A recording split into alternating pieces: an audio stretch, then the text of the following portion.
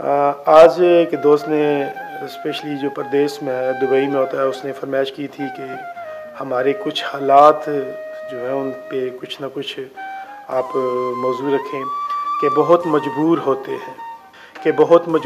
हैं, कभी बागों में सोते हैं, कभी चुप चुप के रोते हैं, गैरों को याद करते हैं तो फिर वो फरियाद करते हैं, मगर जो बेसहारा हों, गैरों से बेकिनारा हों, उन्हें घर कौन देता है, ये ख़तरा कौन लेता है।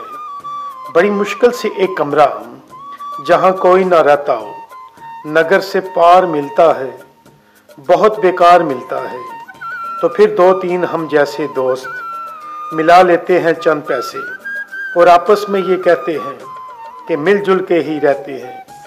कोई धोएगा कपड़े तो कर लेंगे हम एक दूसरे से कुछ ना कुछ शिकवे, मगर गर्मी भरी रातों में, तपश आलूद सौगातों में, और ऊपर से अजीब कमरा, गटन और जिसका पहरा, थकन से चूर होते हैं, सुकून से दूर होते हैं। बहुत जी चाहता है जब कि माँ को बे दे यारब, जो अपनी गोद में लेके हमें ठंडी हवा देकर सुला दे नींद कुछ ऐसी कि टूटे फिर ना एक पल भी, मगर कुछ भी नहीं होता।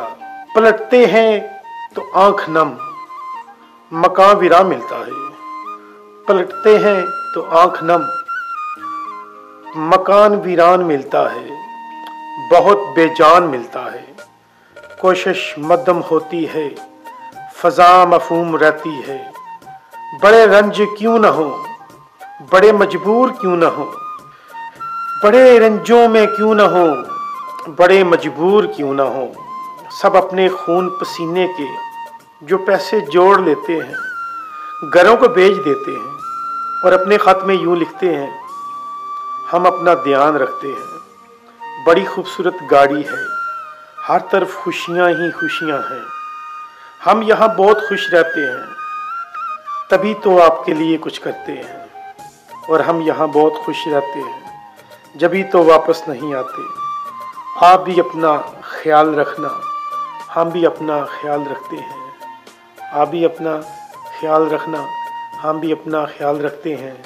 हम यहाँ पे बहुत खुश हैं, हमें कोई उदासी नहीं। आप अपना ध्यान रखना, हम भी अपना ध्यान रखते हैं।